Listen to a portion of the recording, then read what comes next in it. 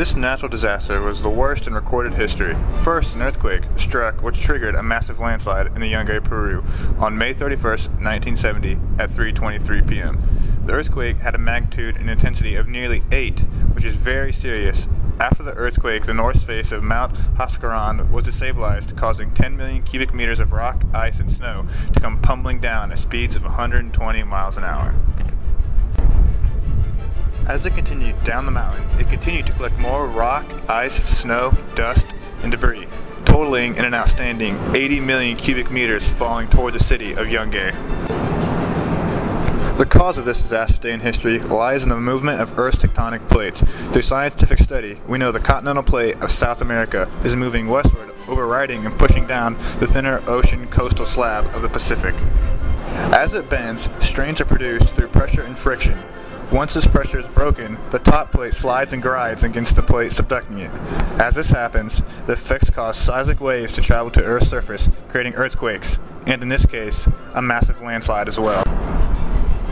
Here we see evidence of this subduction zone, and the pictures hopefully give you a better understanding of how this process occurs.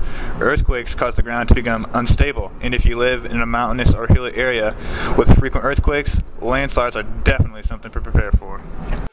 The effects of the Nevados, Huascarán, was the destruction of several nearby villages and populated areas.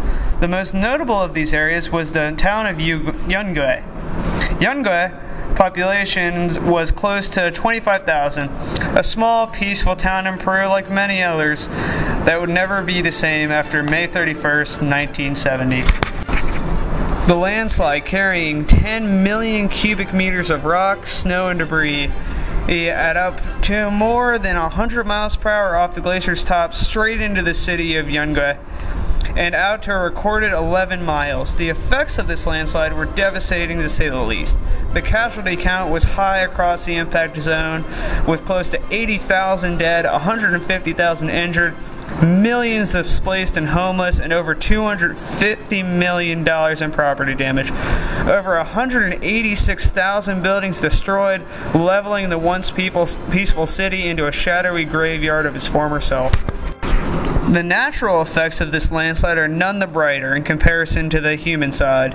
Displacing 10 million cubic meters of earth over the span of 11 miles at its maximum, this landslide changed the very geography of this area of Peru, filling many of the valleys that had been carving for the past thousands of years with rubble and debris, along with carving a new slope into the glacier where the avalanche began.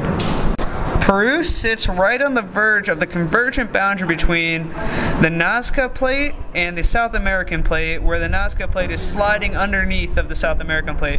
This causes large amounts of earthquakes, and as much seen from these earthquakes, large amounts of landslides.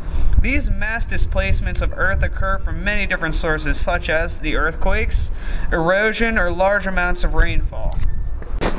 The risk of another future earthquake of this scale in this part of Peru is very plausible.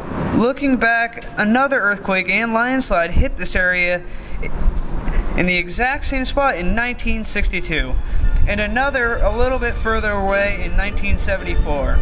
These are the larger earthquakes in the area's history, all occurring in the period of a little bit over a decade.